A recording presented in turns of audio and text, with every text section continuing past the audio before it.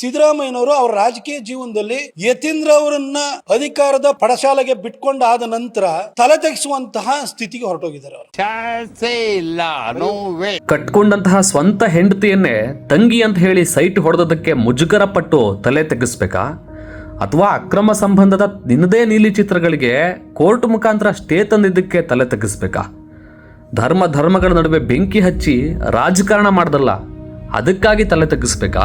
ಈ ರೀತಿ ಒಂದು ತಲೆ ತೆಗೆಸುವಂತ ಪರಿಸ್ಥಿತಿ ಬರ್ತಾ ಇರಲಿಲ್ಲ ಅಂತೇಳಿ ಒಂದ್ ನಿಮಿಷ ನಾನು ಮಾತಾಡ್ತೀನಿ. ಅಂದು ವಿಜಯೇಂದ್ರ ಮಾಡಿದಂಥ ಅಕ್ರಮಗಳು, ವರ್ಗಾವಣೆ ದಂಧೆಗಳ ಬಗ್ಗೆ ಮಾತನಾಡದೇ ಇರುವಂತಹ ನೀನು ಇಂದು ದಾನ ಧರ್ಮ ಮಾಡಿ ಸಾವಿರಾರು ಕಾರ್ಯಕರ್ತರ ಬದುಕನ್ನ ಬದಲಾಯಿಸಿದ್ದಷ್ಟೇ ಅಲ್ಲದೆ ಕೈ ಬಾಯಿ ಕಚ್ಚೆನ ಭದ್ರವಾಗಿ ಇಟ್ಕೊಂಡು ರಾಜಕಾರಣ ಮಾಡ್ತಾ ಇರುವಂಥ ಯತೀಂದ್ರ ಸಿದ್ದರಾಮಯ್ಯರ ಬಗ್ಗೆ ಮಾತಾಡ್ತೀಯಲ್ಲ, ಅವ್ರ ಬಗ್ಗೆ ಅವರ ಅಪ್ಪ ಅಮ್ಮ ಖಂಡಿತವಾಗಿಯೂ ಹೆಮ್ಮೆ ಪಡ್ತಾರೆ.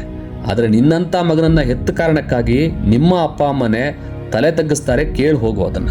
ಎಲ್ಲಾ ವಿಚಾರಕ್ಕೂ ನೀನೇ ಮಹಾಪಂಡಿತ, ಮೇಧಾವಿ ಅನ್ನೋ ರೀತಿಯಲ್ಲಿ ಪ್ರತಿಕ್ರಿಯೆ ಕೊಡ್ತೀಯಲ್ಲ ಮಿಸ್ಟರ್ ಸಿಂಹ.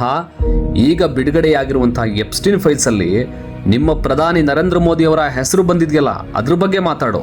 ಒಂದ್ ನಿಮಿಷ ನಾನು ಮಾತಾಡ್ತೀನಿ. ಸ್ವತಃ ಡೊನಾಲ್ಡ್ ಟ್ರಂಪ್ ಹೇಳ್ತಾರೆ, ನಾನು ಮನಸ್ಸು ಮಾಡಿದ್ರೆ ಮೋದಿಯ ರಾಜಕೀಯ ಭವಿಷ್ಯವನ್ನೇ ಮುಗಿಸ್ತೀನಿ ಅಂತ. ಅದ್ರ ಬಗ್ಗೆ ಮಾತಾಡು. ಅಂತಹ ನರೇಂದ್ರ ಮೋದಿ ಅವರ ಬಗ್ಗೆ ನೀನು ಪುಸ್ತಕ ಬರೆದು ಅದನ್ನ ಅವರ ಪಾದದ ಅಡಿಯಲ್ಲಿಟ್ಟು ಅಕ್ಷರ ಭ್ರಷ್ಟಾಚಾರ ಮಾಡಿ ಟಿಕೆಟ್ ಗಿಟ್ಟಿಸ್ಕೊಂಡು ಬಂದೆ. ಅಂತಹ ವ್ಯಕ್ತಿಗಾಗಿ ನೀನು ಲೇಖನಿ ಬಳಸಿದ್ದನ್ನ ಜನಗಳ ಮುಂದೆ ಮಂಡಿಯೂರಿ ನೀನು ಕ್ಷಮೆ ಕೇಳಬೇಕು.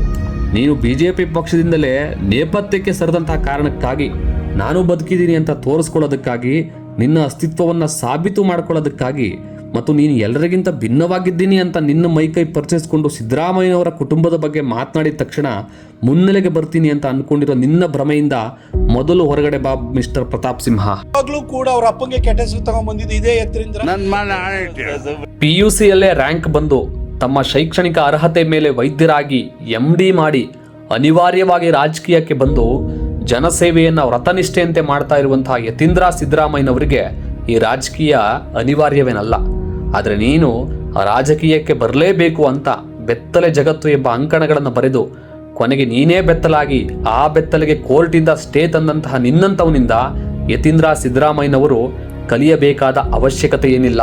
ವೈದ್ಯರಾಗಿರುವಂತಹ ಕಾರಣಕ್ಕಾಗಿಯೇ ಮಾನವೀಯತೆಯನ್ನ ಮೈಗೂಡಿಸಿಕೊಂಡಿರುವಂತಹ ಡಾಕ್ಟರ್ ಯತೀಂದ್ರರವರು ಒಂದು ಕಡೆ ಆದ್ರೆ, ನೀನು ಸಿಂಹ ಅಂತ ಹೆಸರಿಟ್ಕೊಂಡು ನಿನ್ನಲ್ಲಿ ಇಲ್ಲಿಯವರೆಗೂ ಮೃಗೀಯ ವರ್ತನೆಗಳನ್ನೇ ಕಾಣ್ತಾ ಇದ್ದೀವಿ. ಅವರು ವೃತ್ತಿಯಲ್ಲಿ ವೈದ್ಯರು, ಜನರ ಜೀವವನ್ನು ಉಳಿಸುವಂಥವ್ರು.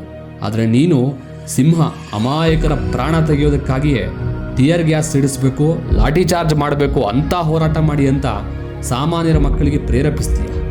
ಪತ್ರಕರ್ತ ಅಂತ ಹೇಳ್ಕೊಂಡ ನೀನು ಪತ್ರಿಕಾ ಧರ್ಮವನ್ನೇ ಪರಿಪಾಲನೆ ಮಾಡದೆ ಎಲ್ಲರ ವಿಷಯದಲ್ಲೂ ಮೂಗು ತೋರಿಸುವ ಕಾರಣಕ್ಕಾಗಿಯೇ ಇವತ್ತು ನೀನು ಸ್ವಪಕ್ಷದವರಿಂದಲೇ ಅಸಹನೆಗೆ ಒಳಗಾಗಿದ್ದೀಯಾ. ಯತೀಂದ್ರ ಯಾರಿಗೋಸ್ಕರ ಮಾಡ್ತಿದ್ರ ಅಂತ ನನಗೂ ಆಶ್ಚರ್ಯ ಆಗ್ತಿದೆ. ಯತೀಂದ್ರ ಅವ್ರು ಯಾರಿಗೋಸ್ಕರ ಮಾಡ್ತಿದ್ರಿ? ಒಂದ್ ನಿಮಿಷ ನಾನು ಮಾತಾಡ್ತೀನಿ.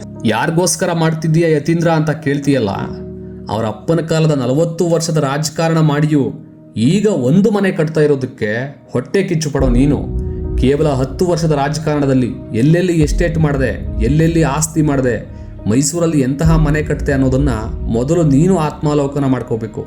ಯತೀಂದ್ರ ಅವರು ಯಾರಿಗೋಸ್ಕರ ಮಾಡ್ತೀಯ ಅಂತ ಕೇಳೋ ನೀನು ಬಂದು ಕ್ಷೇತ್ರದ ಜನರನ್ನ ಕೇಳೋ, ಯಾರಿಗಾಗಿ ಮಾಡಿದ್ದಾರೆ, ಏನೇನೆಲ್ಲ ಮಾಡಿದ್ದಾರೆ ಅಂತ. ಇಡೀ ಕ್ಷೇತ್ರದ ಜನರ ಬದುಕನ್ನ, ಆರ್ಥಿಕ ಪರಿಸ್ಥಿತಿಯನ್ನ ಕಾನೂನು ವ್ಯಾಪ್ತಿಯಲ್ಲಿ ಬದಲಾಯಿಸಿದವರು ಯಾರಾದರೂ ಇದ್ದಾರೆ ಅಂದ್ರೆ ಅದು ಸನ್ಮಾನ್ಯ ಯತೀಂದ್ರ ಸಿದ್ದರಾಮಯ್ಯನವರು. ತಂದೆ ಜೊತೆ ಫೈಲ್ ಕ್ಲಿಯರ್ ಮಾಡಿ ಅಂತ ಫೋನಲ್ಲಿ ಮಾತಾಡಿದ್ದಕ್ಕೆ ಮುಡಾದಲ್ಲಿ 14 ಸೈಟನ್ನು ಹೊಡೆದಿದ್ದಾರೆ. ಯತೀಂದ್ರ ಅವ್ರಿಗೆ ದುರಾಸೆ ಅಂತ ಹೇಳ್ತೀಯಲ್ಲ ಸಿಂಹ, ಈ ವಿಚಾರದಲ್ಲಿ ನೀವೆಲ್ಲ ಬಾಯಿ ಬಡ್ಕೊಂಡಿದ್ದು, ಅಲ್ಲಿ ನಿಮಗೆ ಸಿಕ್ಕಿದ್ದೇನು? ಮಣ್ಣು. ಈ ವಿಚಾರದಲ್ಲಿ ಏನೂ ಮಾಡದೇ ಇರುವಂತಹ ಅವರ ತಾಯಿಯ ಹೆಸರನ್ನ ಇಟ್ಕೊಂಡು ಹೋರಾಟ ಮಾಡಿದ್ರಲ್ಲ, ಆ ಪ್ರಕರಣದಲ್ಲಿ ಕೊನೆಗೆ ನ್ಯಾಯಾಂಗವೇ ಕ್ಲೀನ್ ಚಿಟ್ ಕೊಟ್ಟರು.